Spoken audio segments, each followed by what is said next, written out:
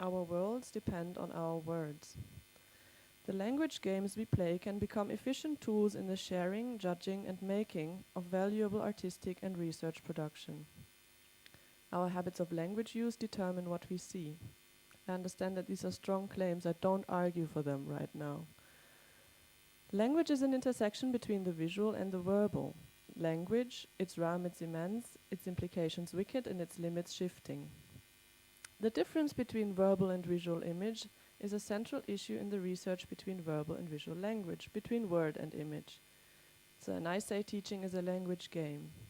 In the context of art education, reflection on the visual work and training in modes of description is essential. So now I just want to remind you of the discussion whether the arts can be taught and artists can become artists by education, just because I don't think it was mentioned earlier at this conference. I also want to quote Pound. Perfectly sincere people say that you can't teach literature, and what they mean by that statement is probably true, but you can quite distinctly teach a man to distinguish between one kind of book and another. And in a way, I can continue saying, I think you can distinguish between one sort of work of art and another, and maybe the process of distinction is more relevant than the quality of the work itself. Shifting the focus from the mere evaluation of a visual work towards the spoken word is one of the strategies I try to use in the teaching. And I also use fragments now. We can train an awareness about language being active in between of us and what we see.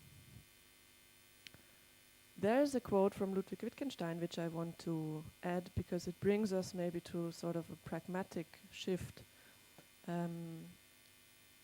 In the context of what he writes, there is a fragment. Because skill at playing the game, his language game, is no longer enough. The question that keeps coming up is, can this game be played at all? And what would be the right game to play? Marjorie Perloff, who writes a lot about poetry and arts in combination of looking at Wittgensteinian theory, extrapolated this question by Wittgenstein in relation to poetry. Let me do the same for the context in visual art and rephrase Perloff. What is the right art and design game played today? And if skill, let us say, the ability to use composition, medium, and vivid imagery is no longer enough, how should it be reformulated? And I'm aware that I'm not talking about new media, but media and language, maybe also in an analog way.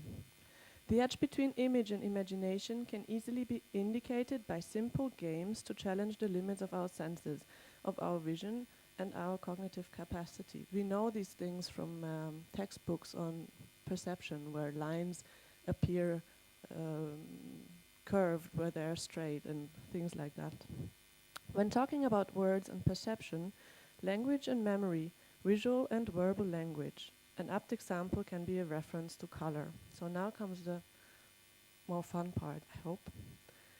In the tradition of natural sciences, a color is counted as a primary quality, and in philosophy, colors are often used to speak about words and their meaning. Maybe red is the most mentioned color in philosophy. I want to point at one important quote of Joseph Albers. If one says red, the name of a color, and there are 50 people listening, it can be expected that there will be 50 reds in their minds. And one can be sure that all these reds will be very different.